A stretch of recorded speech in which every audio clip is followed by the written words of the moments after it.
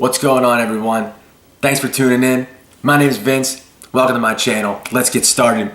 We're going to go over the mysterious carb backloading. What is it? How can you use it? Let's talk about carb backloading 101. Nutrient timing versus calories in versus calories out. Carb backloading is another one of the diet tools that you can use in your diet tool belt. That is a nutrient timing technique as opposed to calories in, calories out. How to do it, essentially, is you wake up in the morning and you eat a keto diet all day up until post-workout. Then you binge on carbs. Pizza, ice cream, milkshake, Oreos, whatever you want. Pizza, fries.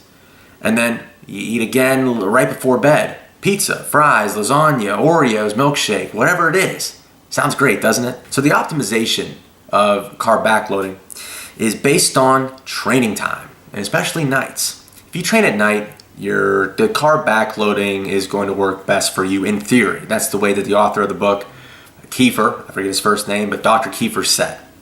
Okay, carb backloading and keto are cousins essentially because you're eating keto pretty much all day up until you work out, and then afterwards you binge on carbs. So not exactly a true keto diet, but you guys get the point.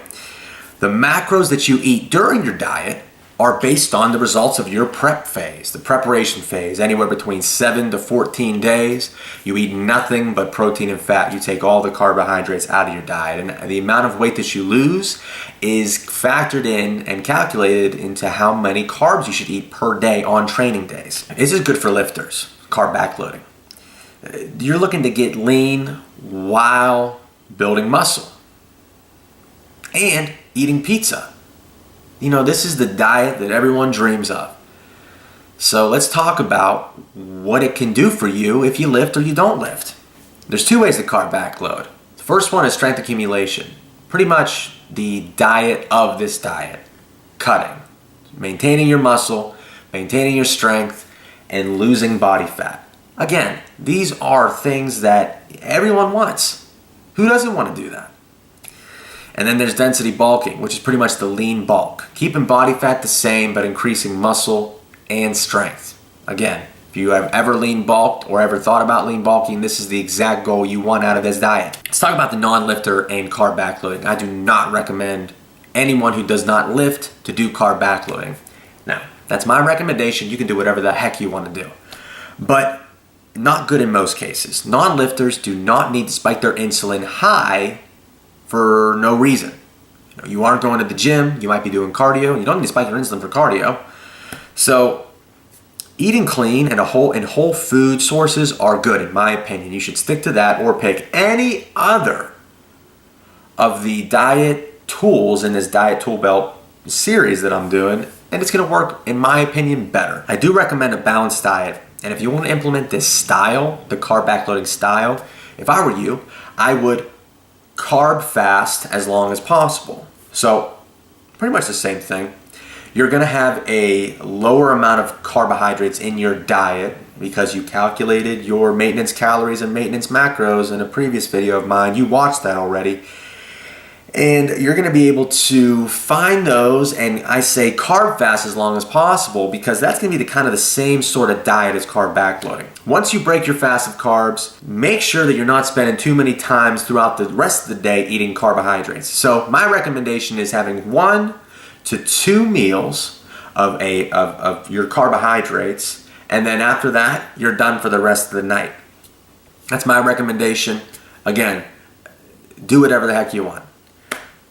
Let's talk about the lifter looking for fat loss. I recommend this to anyone who lifts because we've heard it from everyone. We've heard it from the personal trainer in the gym. We've heard it from the guys in the big guys in the gym, and we've heard it from the YouTube gurus. Spike your insulin post-workout, and you do this with carb backloading immensely. Two things that you really want to keep in mind is understand the glycemic index versus the insulin index. The insulin index is very important when it comes to carb backloading because you want to learn how to spike your insulin. So all the bad carbs versus in the insulin index, you pretty much want to eat as much of during your carb backloading backload. So white potatoes are huge. Cereal is huge. Again, keep in mind that there are differences. Jelly beans are like the biggest one, the highest insulin spike of all the carbohydrates. So understand that if you are carb backloading, look up the insulin index. That's my advice to you. Utilize body fat prior to training. You are actually working with your body and how it works on its own naturally in order to burn body fat. Work with your body, not against it. You are going to lose more fat during your sleep, and that's pretty much when you're losing the most amount of fat. Once you wake up, and if you were following a bro diet, you were going to eat a balanced meal, 20 grams of protein, 40 grams of carbs, 10 grams of fat. I don't know, I just pulled those numbers out. But if you do that, your insulin is going to raise a little bit, and in theory, your body's going to start using the carbohydrates in that meal and your muscle glycogen and your blood sugar for fuel. That's how it works. Let's say you eat a keto meal, whether it's spinach, butter, and chicken, or you have bulletproof coffee, which is, don't quote me on this, which is pretty much coffee and butter mixed in together. I've never done it. I hear great things about it, but I've never done it. You're going to actually sustain your fast, technically, until you eat carbs. Now, it's even better if you don't eat or if you don't eat at all, because then you are definitely fasting, but you can choose which one you want to do. IIFYMers could learn to love this if it fits your macros, people. Why? Because you're eating pizza post-workout. Because you're eating whatever post-workout. High sugar, high fat, greasy, salty, sugary meal. Sounds great, doesn't it? And still lose weight? There's got to be a catch. I think natural food is better, not processed. I would much rather make my own burger than go to McDonald's and get one. I don't like the way McDonald's feels after I eat. I would rather have something that I know what goes into it. Not to say I don't spike my insulin if I ever do carb backload with gummy worms, with cereal, things that are processed. However, 90% of the time if I am carb backloading, the food that I'm eating that is going to spike my insulin is from natural food sources. If your body doesn't react negatively to anything, you can eat whatever you want and feel great, by all means, have a pack of Oreos. You'll be fine. Don't be closed-minded. That's another point that I want to share with you. Do not be closed-minded. A lot of people are probably watching this video and being like, what are you talking about? Eating food, eating carbohydrates at night, not eating 6 meals a day, not eating every 2 hours? What are you talking about? How is this going to work for me? How am I not going to lose my gains and all my strength? Don't be closed-minded. Science has a lot of backing when it comes to intermittent fasting and carb backloading. Not so much carb backloading because it's not very, well known yet. But the author of the book, Kiefer, if you buy his book and you read it, there's a lot of articles that he references when it comes to everything that he's saying in the book. There's like 20 pages just going off of, like, if you're in school, whenever you used to have to do those bibliographies, he has like 20 pages of them, like full pages. So he's done his research. He knows what he's talking about. Whether it works for you and whether you want to do it is totally up to you. But there's a lot of science that he's used to support his claims. Let's talk about the lifter who's looking to build muscle, to get jacked, yoked. He or she is going to want to follow density bulking. It keeps your body fat under control while increasing muscle and strength, in theory. It keeps muscles fueled with the increase in carbs if you lift, post-workout, when you have your carb binge. And again, guys, don't be closed-minded. If you're a professional bodybuilder and you're watching this video, then chances are you're going to do whatever your coach or whatever you've been doing for the past 10, 15 years, and that's that.